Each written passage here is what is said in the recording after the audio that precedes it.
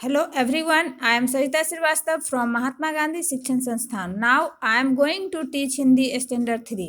बच्चों, पिछले वीडियो में मैं आपको आपके पाठ्य पुस्तक मकरंद से पाठ 15 जिसका शीर्षक था हमारी दादी जी पढ़ाई थी, यह एक कविता था. इसमें दादी कविता के माध्यम से दादी के बारे में बताया गया था. तो हम लोग उस वीडियो में दादी के बारे में इस कविता को पढ़े थे, समझे थे, उसके अर्थ को जाने थे. आज हम लोग इस वीडियो के माध्यम से इनके प्रश्नों को, इस पाठ के प्रश्नों को समझते हैं बच्चों. तो आओ हम लोग देखते हैं प्रश्न उत्तर को. पहला प्रश्न है बच्चों कि नीचे दिए गए वाक्य सही हैं या गलत बताइए. क में है बच्चों कि दादी जी सोने की खान है. दादी जी सोने की खान है. अब आपको ये तो बताना है कि ये वाक्य सही है या गलत है. कविता में दिया हुआ है दादी जी किस्सों की खान है, यानी कि कहानियां उनके पास हैं, सोना नहीं. तो ये गलत है. ये जो कथन दिया हुआ है यह गलत है, इसमें लिखेंगे गलत. ख में है कविता में दादी जी की डांट मीठी फुहारों सी लगती है. यह कथन सही है, क्योंकि कविता में हम लोग पढ़े थे कि उनकी मीठी डांट फुहारों सी लगती. तो यह कथन सही है, इसलिए इसके सामने हम सही लिखेंगे. ग में है दादी जी पान जमकर खाती हैं.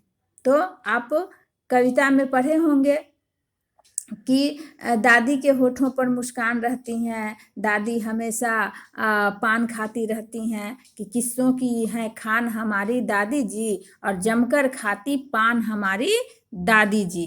तो आपने पढ़ा होगा, ये कविता आपको याद होगी. तो दादी जी पान जमकर खाती हैं, यहाँ पर वाक्य लिखा हुआ है, तो यह सही है, तो इसमें लिखेंगे सही. घ में है कविता में दादी जी शैतानियाँ कर रही हैं.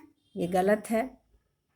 यह वाक्य जो दिया हुआ है यह गलत है, इसलिए यहाँ पर हम गलत लिखेंगे. तो इस तरह आपने देखा कि कौन सा वाक्य सही था, कौन सा वाक्य गलत था. क जो था वह गलत था, ख जो है इसमें सही है, ग है सही है, और घ जो है इसमें गलत है. अब हम अगले प्रश्नों पर चलते हैं. दूसरा प्रश्न है बच्चों कि उचित विकल्प के सामने सही का निशान लगाइए. यह एक वैकल्पिक प्रश्न है और आप इस तरह के वैकल्पिक प्रश्नों को बनाते भी हैं, परीक्षा में पूछी भी जाती है.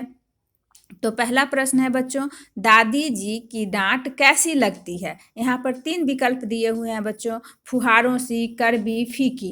तो दादी जी की डांट फुहारों सी लगती हैं, तो यहाँ पर हम टिक लगा देंगे. फिर ख में प्रश्न है बच्चों कि दादी जी ने सपने में क्या घूमा है. तो यहाँ पर बच्चों 3 विकल्प दिए हैं, अमेरिका, हिंदुस्तान और जापान. तो बच्चों दादी जी सपने में हिंदुस्तान में ही घूमती रहती हैं, तो ये हिंदुस्तान पे हम टिक लगा देंगे. फिर ग में है बच्चों प्रश्न, दादी जी किसकी वर्षा करती हैं. यहाँ 3 विकल्प दिया हुआ है, पानी की, पैसे की या आशीषों की. तो बच्चों दादी जी हमेशा आशीषों की वर्षा करती हैं, हमेशा अपने बच्चों को आशीर्वाद देती रहती हैं, तो यहाँ पे हम टिक लगा देंगे. अब ये दूसरा प्रश्न कह रहा है बच्चों कि कविता को याद कीजिए और खाली स्थान को भरिए. यहाँ पर लिखा हुआ है मुख से.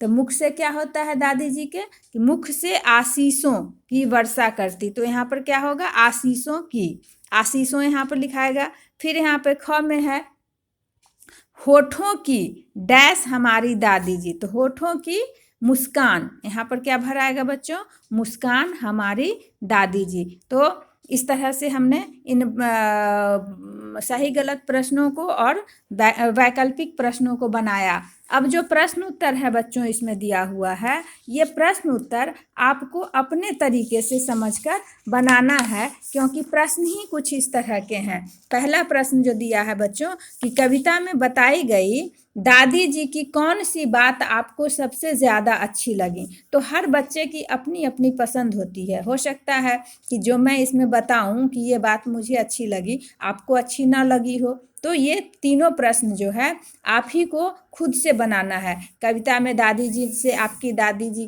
क्या कौन सी बातें मिलती हैं. दूसरा है दादी जी सपने में पूरी दुनिया कैसे घूम लेती हैं। तो ये सारे प्रश्नों को आपको खुद ही सॉल्व करना है।